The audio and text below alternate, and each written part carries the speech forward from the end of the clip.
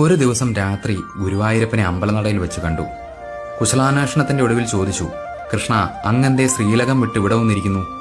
കൃഷ്ണൻ പുഞ്ചിരിച്ചുകൊണ്ട് പറഞ്ഞു, ഇവിടെ ഇരിക്കുന്നതാണ് സുഖം. എന്റെ നടക്കൽ നിന്ന് ഭക്തിയുടെ പേരിൽ പലരും കാട്ടിക്കൂട്ടുന്ന കോപ്രായങ്ങൾ ഇങ്ങനെ കണ്ടിരിക്കാൻ നല്ല രസമാണ്.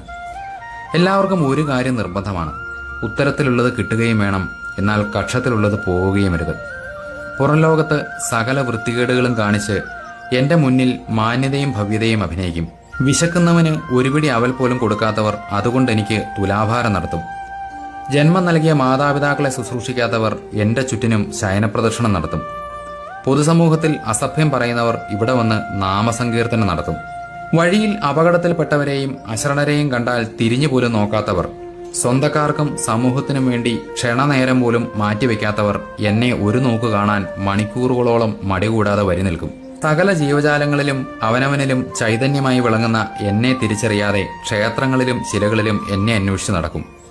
കൃഷ്ണ, ഒരു ചോദ്യം കൂടി. ക്ഷേത്രത്തിൽ നിന്ന് പലതും കളവ് പോകുന്നുണ്ടല്ലോ?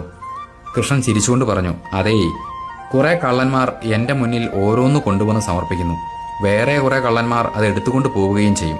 ഇതിൽ രണ്ടിലും ഞാൻ ഇടപെടാറില്ല. കിട്ടേണ്ടവന് കിട്ടാനുള്ളത് കൃത്യമായി കിട്ടിക്കോളും. അതായത് അവനവന്റെ മനസ്സിലിരിപ്പിനും കയ്യിലിരിപ്പിനും അനുസരിച്ച്.